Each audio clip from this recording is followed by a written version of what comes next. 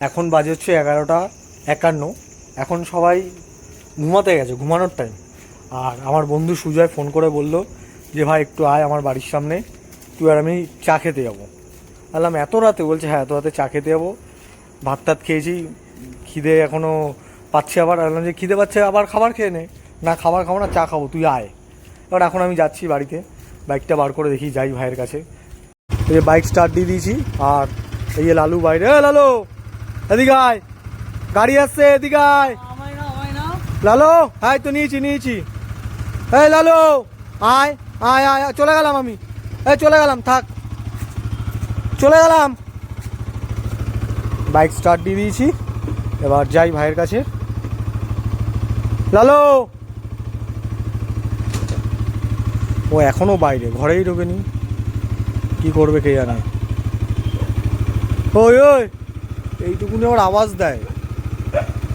ওই লালু যা ঘরে যা, ঘরে এটাকে নিয়ে ঘরে যা, ওই ঘরে যা তুই। ওই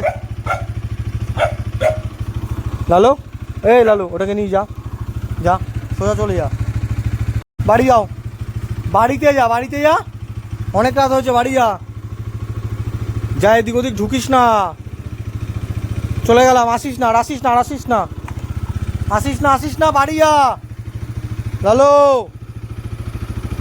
এখন কতটা যাবে, কখন থেকে বলছি বাড়ি যেতে, বাড়ি যাচ্ছে না। এইগুলোই ভালো, বাকি কেউ ভালো না।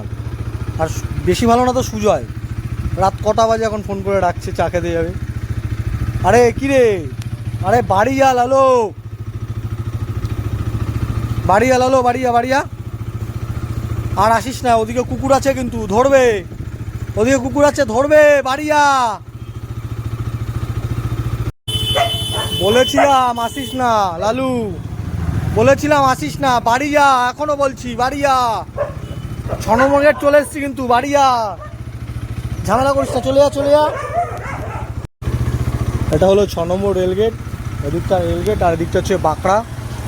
এখন ভাই বললো দুর্গা লেনের সামনে আসবে, জানি না কী করবে, আসবে নাকি ওকে আমার আবার নিতে যেতে হবে জানি না, তো যাচ্ছি। এটা হলো আমরা কজন খেলার মাঠ, আর রাস্তাটা একটু খারাপ আছে, একটু আগে বৃষ্টি হয়েছিল তার জন্য জল টল এদিকে জমে আছে। গেলেই বাহাতে দুর্গা লেন, জানি না ভাই আছে কিনা দাঁড়িয়ে। আচ্ছা ভাই দাঁড়িয়ে আছে, ওই যে ভাই দাঁড়িয়ে আছে, লুকিয়ে পড়ছে আমাকে দেখে। চলে যা, নাম কি ওর?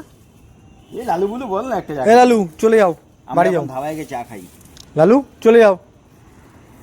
বল ভাই। ভাই তোর পেট ভরে নিয়ে এখন তুই চা খেয়ে পেট ভরবি? চা খাবো। একটা কাজ কর, ডাউককে ফোন করে দেখতো জেগে আছে কিনা, কারণ এই টাইমে ডাউক বাড়ি যায়। এই লালু হ্যাঁ শোন, এদিকে এই সাবাস, কপালে টিপ আছে আবার।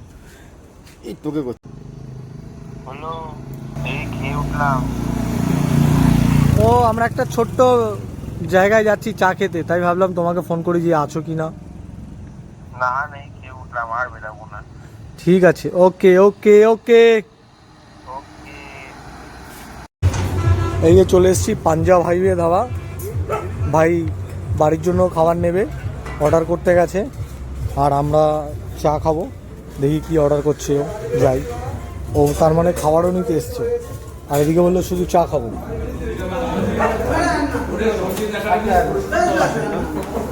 কি অর্ডার করছিস? তরকারি 130 টাকা। 130 তরকারি রুটি আর দুটো চা বলে দে। আর দুটো চা দিয়ে দাও, খাই তাহলে বাইরে বসে। বাইরে বসছি চ। ঠিক আছে 160। দুটো চা, ভাইয়ের পয়সায় চা খাচ্ছি, এটা আমার বিশাল বড় ব্যাপার একটা। মানে তুইও ব্লগ করছিস? ভাই কিন্তু ব্লগার, ঠিক আছে ভাই কিন্তু ব্লগার। ভাই তোর ব্লগের চ্যানেলের নাম কি ভাই? আমার ক্রেজি রাইডার সুজয়, ইউটিউবে আর ফেসবুকে রাইডার সুজয়। তোর চোখটা কি কানা ভাই, চশমা পরেছিস? হ্যাঁ কানা চশমা বলে কি দেখতে পারবো না, কানা। ভাইয়ের পয়সায় চা খাচ্ছি, জানি না চাটা হবে কি না, আমি খুব চাপে আছি ব্যাপারটাতে।